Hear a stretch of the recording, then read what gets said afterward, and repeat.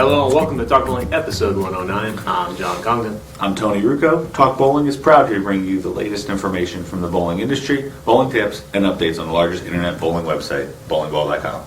We really need to put this stuff before we say that into the show. What? All that stuff beforehand, it's usually funny. Makes me laugh. You want to reenact it? No, not really. Because usually it's making fun of me. For some reason. All right, our first question is from Ulysses.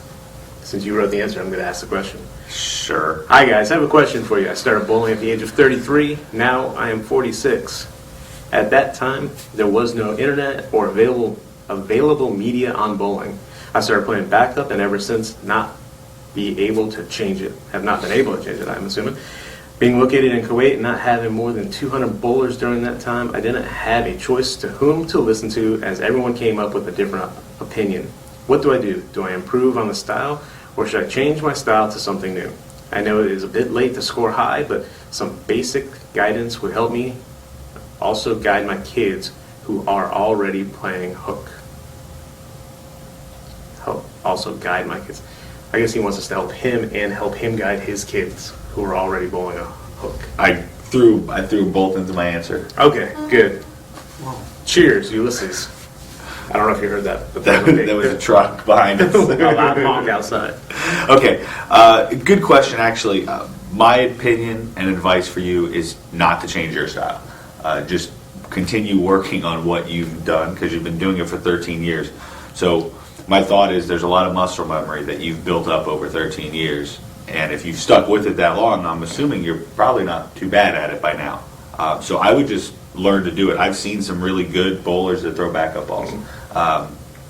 Again, it all depends on repeating your shot. So even though it's not the correct way, if you're getting to the foul line the same way every time, and you're consistently getting it off your hand the same way every time, so you're doing it with the wrong, from the wrong side of the lane. The question is, what are you currently averaging? If you're been doing it recreationally, throwing backup, because you just kind of throw the ball down the lane like a recreational bowler, not a league bowler, then maybe it's not too late to change. Possibly. I'm assuming not, just based on his question. I'm thinking he's 13 years, he's doing it. He's bowling league, I'm thinking. If not, John does have a point. It's easier to change if it's not a learned memory, a learned muscle memory. Otherwise, I would stick with it. As far as your kids, you need to definitely teach them the correct way. Get them started. It sounds like you say they're playing a hook, so I'm assuming you mean they're throwing the ball like normal. Not to sound bad about your style, but they need to throw the ball conventionally from an early age. Work with them on that. I'm assuming now in Kuwait that bowling has developed quite a bit. There's probably more leagues, more bowling centers, more coaching. I know the PBA just had an event in Kuwait, so I know bowling has grown quite a bit in that area. So I would look at getting your kids some coaching and get them started the right way. Exactly. All right, the second question is from YouTube viewer Trevelyan Genocide? Trevelyan Genocide. I didn't read that's when I put it in here. Yes, that's what Interesting username you have. I would call it. All right, ready? I'll read it for you. Thanks. I'm a self-taught bowler in a sense. When I first got a hook ball, I started to cup my wrist and uncup my wrist to create revs. A friend of mine told me I would get better ball reaction if I didn't do that. Do you agree with what he's saying? And if so, what could you do to help stop doing that? And I wrote the answer to this. Tony will probably have a little bit of an opinion as we go through. Again, like we said in the first question, it's a matter of consistency. Can you do the same motion repeatedly and consistently? To me, it's a lot easier to cup and uncup your wrist when you're a younger kid in your 20s. As you get older, that kind of becomes harder to do, in my opinion. Yeah. So I kind of like what Keith has done with Tony when he was teaching him. It was teaching him a style that would work his whole life, not necessarily something that'll work now and then you have to change again down the road.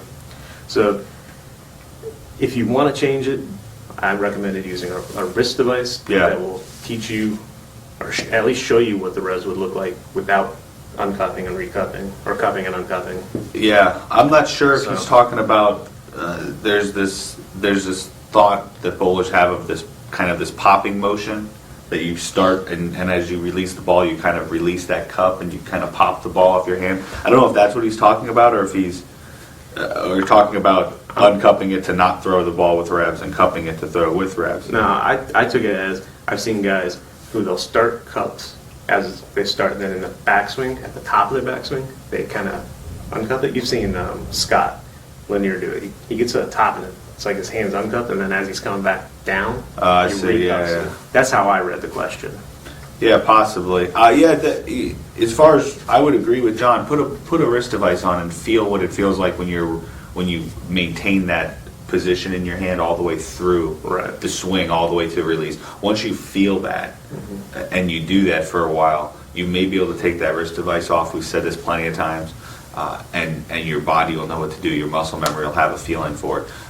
If you put a wrist device on, and you can get any of the bigger wrist devices that allow you to cup your wrist, they allow you to even turn your hand a little bit. If you put that on and you go out and it feels horribly wrong, then you should be wearing it, because you're not making that motion normally. And like John said, that whole thought, if that's what you're referring to, of cupping and then at the top kind of opening that cup and then bringing it back down, there's a lot of movement in there. Right. And even the best, when your timing is off, that motion is going to be flawed, and you're just not going to get consistent release. So I wouldn't do that. But if he's talking about at the foul line to pop it off, then it's not as Yeah, bad. that's it's like a mental trigger that you're not really popping it, but there's this thought that you start with your hand kind of cupped and you kind of come out of it. You'll see people do this as a motion. Like, I don't know what it does to kind of mentally trigger something in their mind, but if that's what you're talking about, that's okay. There's nothing wrong with kind of getting that flick motion at the foul line. Right. If that helps you, then that's fine. So we answered 2 questions in 1 minute. There you go. Have at it. We went all out. All right. This week's episode is brought to you by Storm Bowling and their all-new releases to the hotline, the Fringe and the Manic. The Fringe offers a reactive pearl cover stock wrapped around the NOS core to give you more entry angle and a wider pocket. The Manic brings a duller finish ball back to the hotline, offering enhanced mid-lane ball motion, perfect for those with higher ball speeds. Be sure to check out the videos and reviews on the Fringe and Manic and pre-order yours today on bowlingball.com. There you go. Hey, we talked about the videos we were going to talk about at the end. I got a couple more. They popped up in my mind. Nice. All right, how to contact us. You can email us at questions@talkbowling.com. You can leave a comment on talkbowling.com, any episode. On Twitter, we are at talkbowling, and Facebook, we are www.facebook.com/talkbowling. We're running through these. Last week we asked, which bowling center in the U.S. boasted the most lanes in a non-split house before its eventual demolition? We didn't get the year it was demolished. I mean, our statistician is lazy. I swear, he just finds an answer and puts it in there. This could not be right. Maybe it's not right. The answer is Edison Lanes, Edison, New Jersey, 112 lanes in a row. That's a lot of lanes. I'd get a skateboard. They had a skateboard in our 40-lane house. Did they? Oh, in the back, you mean? Yeah. That's how they get from one end to the other quicker. All right, this week's question. Who was the first professional athlete to compete in a national PBA Tour event? And he wrote completes. I did not edit that because I didn't read it. Did I say complete? No, you said compete. You said it right. See how that works? But the person who gave us the question put complete. I see. All right, new releases, videos. We talked about the Fringe and the Manic. Those aren't due out until May 3rd, maybe? Somewhere in May. Videos are up, reviews are up. Also, Lane 1 has a new release, the Pearl Droid, which comes out early next week, I believe. That video is also up. And Hammer had a new release yesterday, the TNBA Rhythm. So you can check those out on bowlingball.com. We're still giving away a lot of products.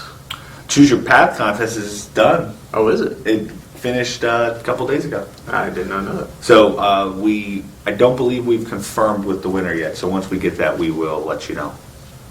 And we're really close to having 10,000 likes on bowlingball.com's Facebook page. Once we do that, we will be giving away $300 in gift certificates, one $100, two $50, and four $25 gift certificates to bowlingball.com. Yeah, so go to bowlingball.com on the right side. You can click that link, like the page, and you'll be entered into that for a chance to win.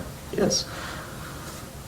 Ready for the other contest? Go for it. Okay. Bowlingball.com, we're giving away a brand new bowling ball every week of the year. 52 weeks, 52 winners. All you have to do is sign up for our contest weekly. Down towards the bottom right side of the page, you'll see a little icon. Click on that. You have to register for that contest weekly, but we are giving away a ball every week. Right. And that image will tell you what ball is being given away. Correct. Also, through the end of 2012, there's a separate giveaway just for participating on bowlingboards.com. Come join the community of bowlers there, discuss equipment, lane conditions, tips and techniques, and every post you make on bowlingboards.com is a chance to win a bowling product, ball or bag currently. Correct. And you will see what product is being given away that week in the upper left-hand corner of bowlingboards.com. Sounds good. Join the community. All set? Uh-huh. All right. Please remember that bowlingball.com is free shipping on every item every day. No hidden handling fees, no packaging fees, no added insurance fees. The price shown is the price you pay at checkout. No surprises. Thank you for watching. Thanks.